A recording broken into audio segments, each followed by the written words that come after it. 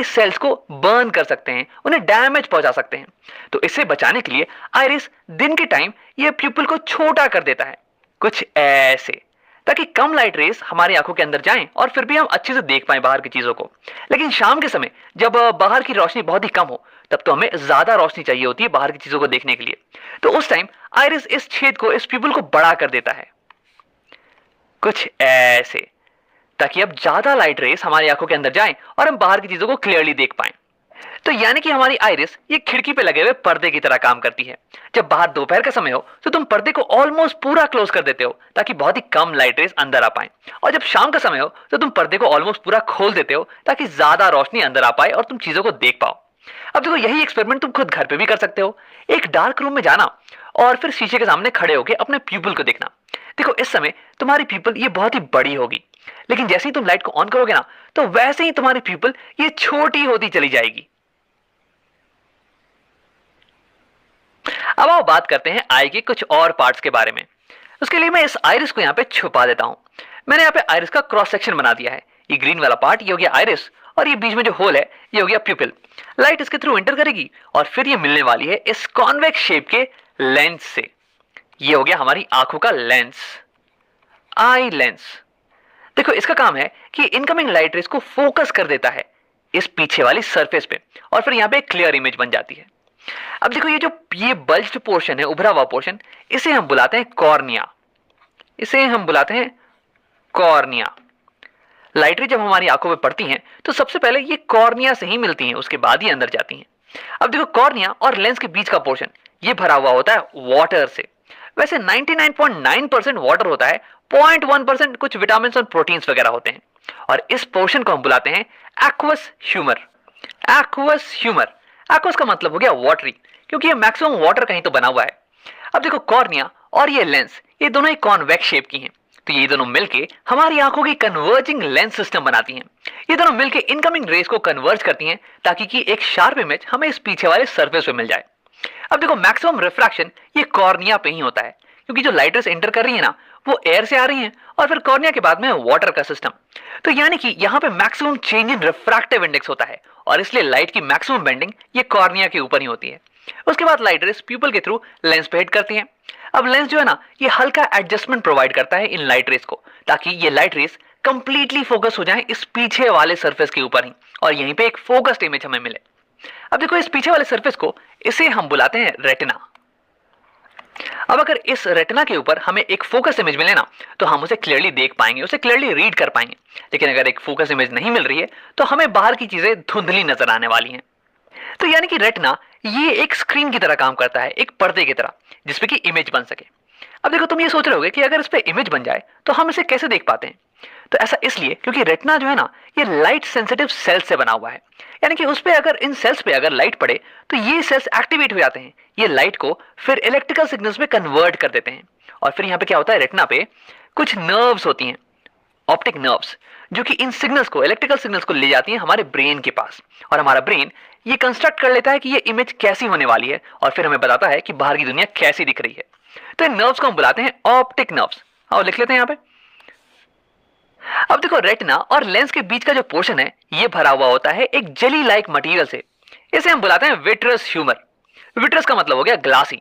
अब ये ग्लास की तरह कठोर तो नहीं, बल्कि ग्लास की तरह ट्रांसपेरेंट जरूर है, ताकि लाइट इससे पास कर सके। अब देखो, इसका फंक्शन ये होता है कि ये हमारी आई बॉल को सपोर्ट प्रोवाइड करे। अब अगर विट्रस ह्यूमर नहीं होता तो आई बॉल ये स्फेरिकल तो नहीं रह पाती, ये तो पिचक जाती ना।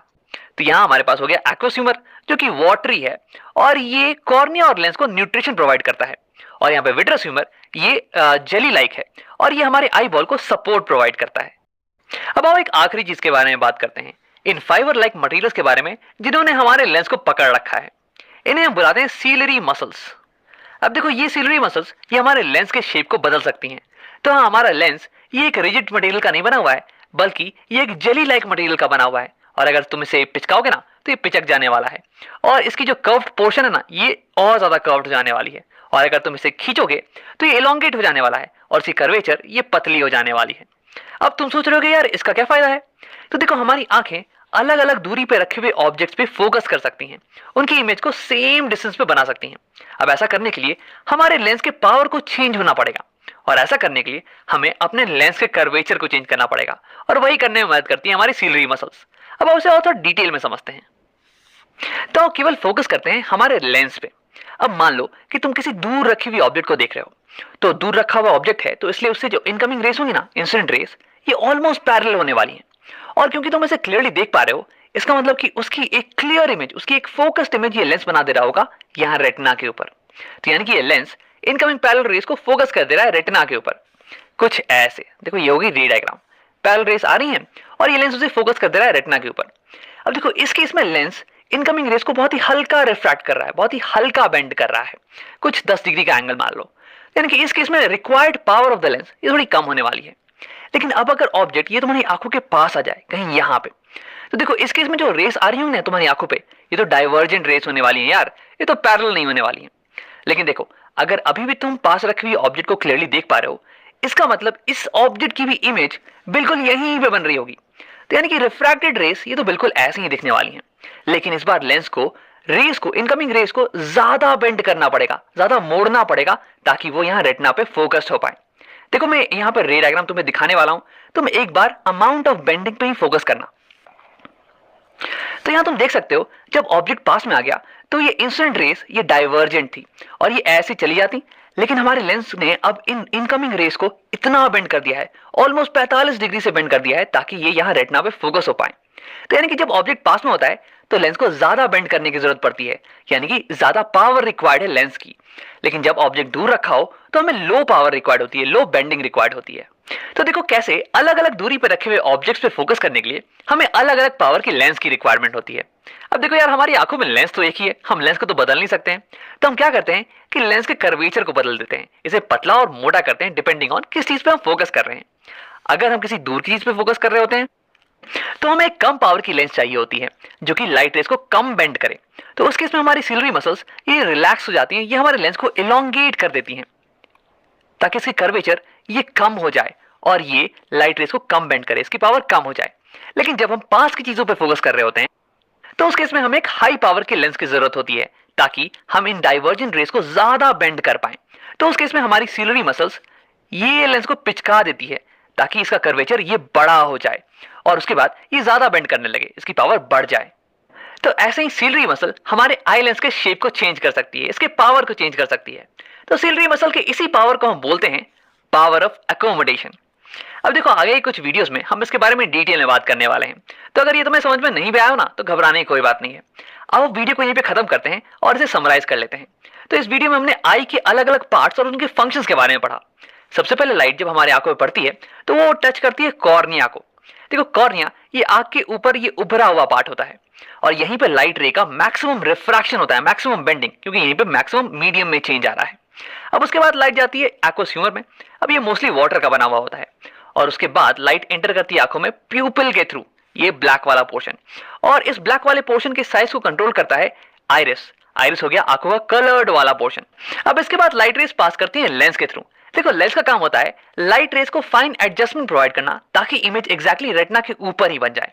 अब इसमें इसकी मदद करती हैं सिलरी मसल्स जो कि इसके शेप को चेंज कर सकती हैं और इसलिए इसके पावर को भी चेंज कर सकती हैं। अब इसके बाद लाइट रेस पास करती है विट्रस ह्यूमर के थ्रू। ये विट्रस ह्यूमर ये आई बॉल के शेप को मेंटेन करके रखता है। अब इसके बाद लाइट रेस इमेज बना देती है हमारी रेटिना के ऊपर। रेटिना एक स्क्रीन की तरह काम करता है जिसपे कि इमेज जब बने तो हम उसे क्लियरली देख पाते हैं। देखो, रेटिना बना होता है बहुत ही लाइट सेंसिटिव सेल से, जिन्हें हम कहते हैं रॉड्स एंड कोन सेल। जब लाइट इन पे पड़ती है तो ये एक्टिवेट हो जाते हैं और ये लाइट को कन्वर्ट कर देते हैं इलेक्ट्रिकल सिग्नल्स में और ये सिग्नल ऑप्टिकल नर्व्स के थ्रू हमारे ब्रेन तक पहुंच जाते हैं और फिर हम बाहर की दुनिया